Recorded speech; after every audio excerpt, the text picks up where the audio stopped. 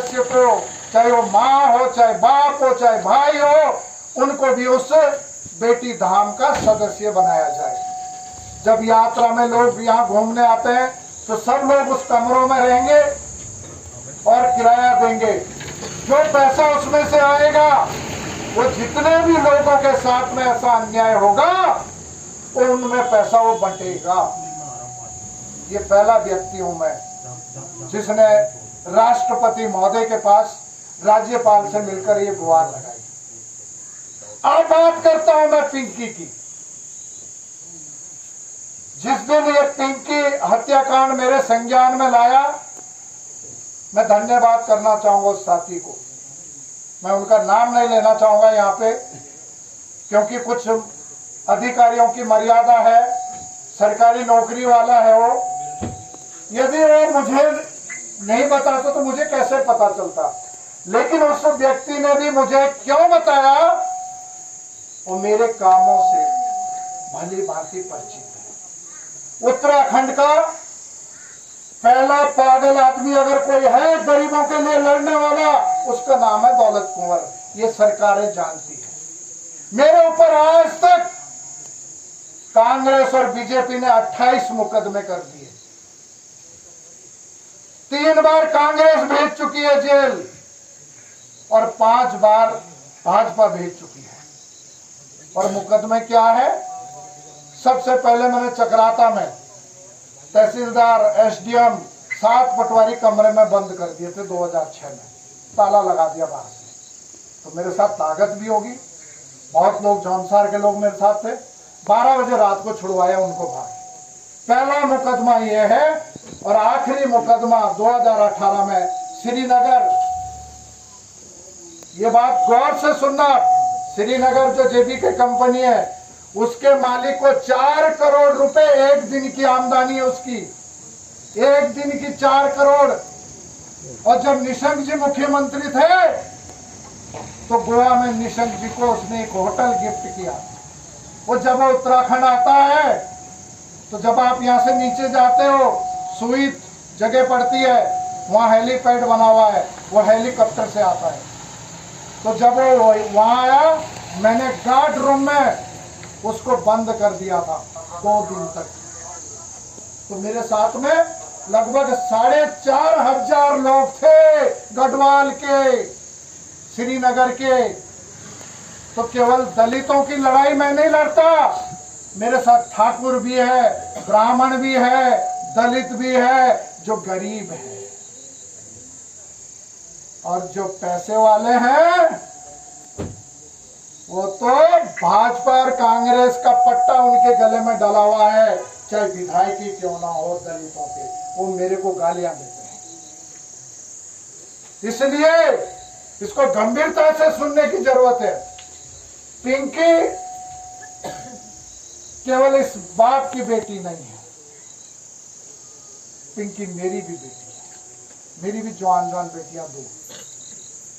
यदि मैं यहां आया हूं, मेरी बेटी आईएएस की तैयारी कर रही है। एक बेटी ने अभी बीकॉम फाइनल किया है। यदि उसके साथ ऐसा हो जाए, मैं क्या करूं? बस यही समझकर मैं देवाल आया हूं, अपनी बेटी समझकर। और इस बेटी को इंसाफ कैसे मिलेगा, यह सुनने की बात है। क्योंकि मुझे अधिकारी पागल क्यों कहते हैं, मैं थोड़ा कानून जानता हूं। ये देश प्रधानमंत्री नहीं चला रहे हैं। प्रधानमंत्री तो झूठा आदमी है नंबर 1, जो अपनी पत्नी नहीं पाल पाया वो देश चलाएगा। कैसे चलाएगा देश? अब देखो चुनाव का टाइम आया, बैठने वाला केदारनाथ और बद्रीनाथ। उसे पता है लोग भगवान के नाम से वोट देते हैं। राहुल गांधी को यही नहीं पता। मीडिया वालों ने पूछा कि राहुल गांधी जी ये बताओ, आप किसानों की लड़ाई लड़ रहे, जब हमारा किसान आंदोलन चल रहा था, कि प्याज कैसे लगती है? तो राहुल गांधी ने कहा ये भी कोई बात है? प्याज का पहले पौधा लगता है, फिर फूल निकलता है, फिर उसके आगे दाना लगता है, फिर वो दाना तोड़ते किसान और मंडी छोड़ते। सोचिए हम किस तरफ जा रहे हैं। इसलिए साथियों, भाजपा और कांग्रेस के दम पर अगर आप सोचो कि तुम्हें इंसाफ मिलेगा, कभी नहीं मिल सकता। अपना इंसाफ खुद छीनना पड़ेगा। और कैसे छीनना पड़ेगा?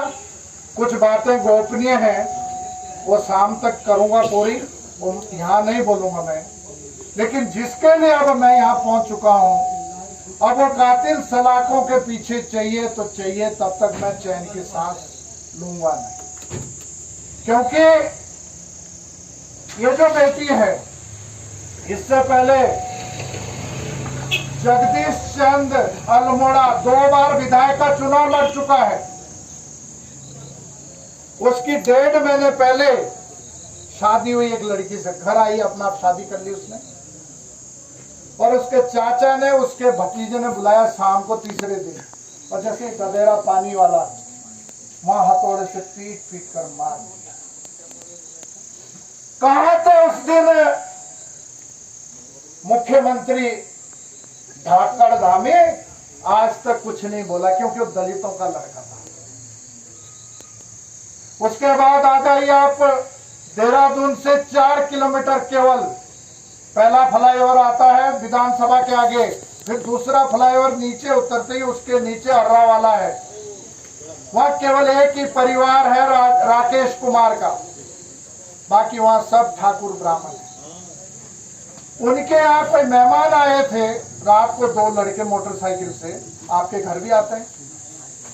और वो जो है वहां से जब अपने घर जा रहे थे खाना खा के 10:30 बजे, तो उनको कॉलोनी में ही रोक दिया लौंडों ने दारू पी के। कहे कहाँ घुसे हो हमारी कॉलोनी में?